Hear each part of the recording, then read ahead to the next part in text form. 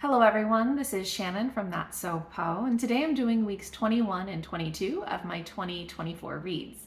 The past couple of weeks I have read some audiobooks that are rereads and absolute favorites, as well as some romance books and some kidlit. First in my audiobook rereads is How to Keep House While Drowning by K.C. Davis.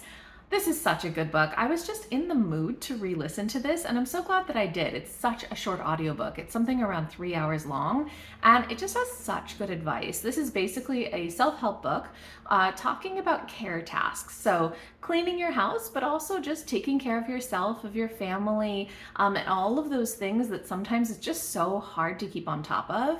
I really like the approach that K.C. Davis takes, and it's so much focused on mental health and emotional health, not just on cleaning. There's a big focus in this book of separating the idea of morality from the idea of care tasks and cleaning. And so saying, look, we do these things so that our lives are functional. It's important to clean things so that they function for us, not because we're a bad person if we don't clean them, right? And I think that it's such a good approach. There's so much gentleness and kindness and sort of acceptance of self and of needs.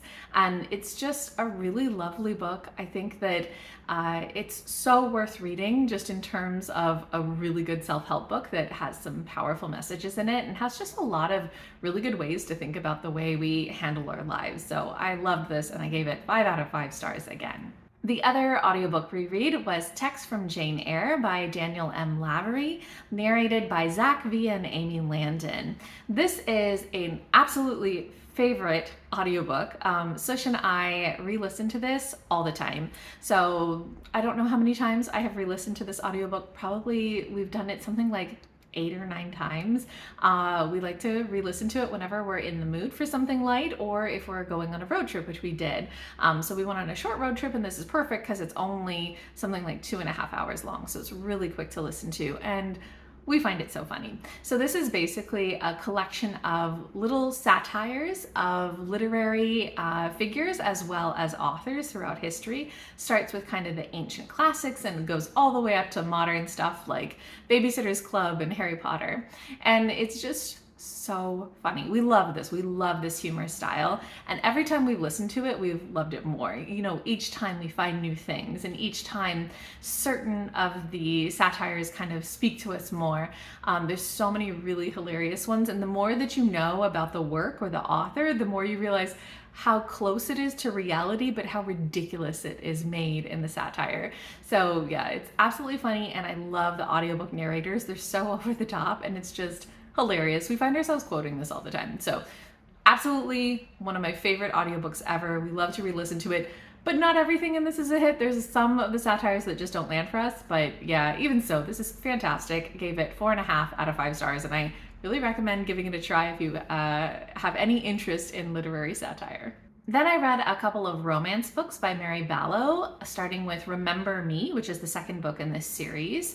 And this is basically about a young woman. She's in her mid-20s who has some family history where some things went down in her family that were kind of big scandals. And she had a bad experience right before she was going to come out into society where a young man, a lordling, had said some really nasty things in her hearing about her that made her feel like, oh no, I'm never going to live down the scandal of my family. I shouldn't even bother to come out. But it's been a number of years and she sort of decided that no, I'm going to come out. I'm going to see if, you know, I can find love and marriage and live my life. And of course, he's the first person that she runs into. And then we kind of find out a little bit about why he made those comments, because he's got a bit of trauma in his past as well.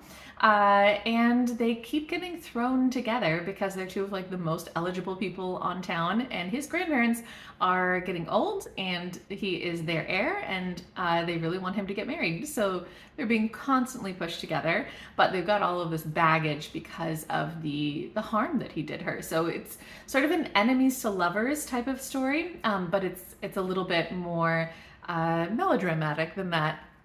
I think it just got a little bit melodramatic at times. There's also some info dumping that happened at the beginning. Just Mary Balogh tends to do this in her romance series, which gets a little bit on my nerves, where in the beginning she has to reintroduce all of the plot lines and like every character, but she always has these huge families, and so it's just almost like listing of names. So that part was a little bit annoying, but I really liked the characters. I got very into the story. I was really engaged throughout it. So it was still just like a very good Regency romance, and I really was kind of rooting for the characters to figure out how to get over how they had a rough start to their relationship. So I gave it 4 out of 5 stars.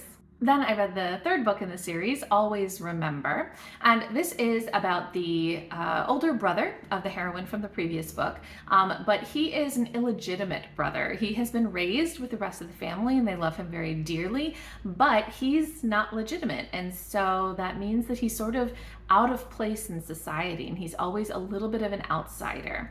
And he comes into contact through kind of connections with the younger sister of the hero from the previous story, who is somebody who went through an illness in childhood and since then has had some limited mobility. One of her legs is sort of not as strong as the other one, so she needs to be in a wheelchair basically.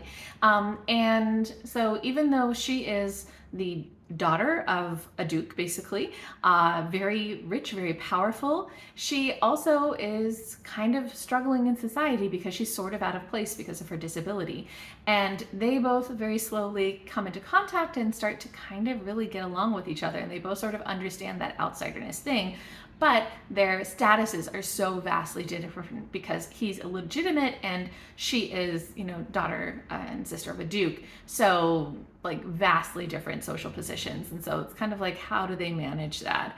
I think that this book, Mary Balogh really tried to address some ideas of disability in Regency romance and like how that could play out for somebody who is very wealthy and very privileged, and what kind of access she might have, but also what kind of overprotective measures her family might be taking. And so there's this idea of her kind of finding her independence, which I like, but I think that it also still falls into a lot of tropes of ableism, especially just, some of the kind of, I don't know what to call it, the inspirational type of side of ableism, which while maybe good intentioned, isn't my favorite thing. So I loved that her heroine is dealing with this disability, but I didn't always love how it was being handled.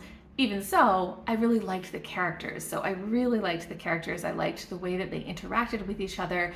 There's a lot of gentleness there. The hero is very gentle. And just the way that they kind of come together and are trying to figure out what their lives mean and how to deal with being outsiders inside of their own society. So I thought that there were a lot of really interesting ideas in this, but the ableism wasn't quite so much my thing. So I gave this 3.5 out of 5 stars. And lastly, I read a picture book, The Rock in My Throat by Kalia Young, illustrated by Jiemei Lin. So this is a really lovely picture book that is kind of autobiographical about the author when she was a kid and had selective mutism. So her family were immigrants, they're Hmong, and they spoke Hmong at home, but she at school just started to, even though she was learning English, just stopped speaking it. And this is sort of her story about what was kind of behind that, and how she just felt like such an outsider, and English sort of represented that, and she just became unable, even when she was trying, to speak English because there was just such a mental block there. And in the author's note in the back, it kind of talks about how this wasn't something she really knew how to explain when she was a child, but now as an adult, she's kind of reflecting back and writing that story. It was really moving. The artwork in this is fantastic. It is almost like a paper cut looking style, sort of paper cut plus, I don't know, painting. It's just really gorgeous. I think it's really effective, and it's just telling this very interesting story of somebody dealing with a thing that was quite rough in their childhood. So yeah, I loved this. I gave it 5 out of 5 stars, and I would for sure recommend it. Okay, that is everything that I read in the past couple weeks. If you guys have read any of these, if you're interested, or if you've read anything good in the past couple weeks, just let me know in the comments down below.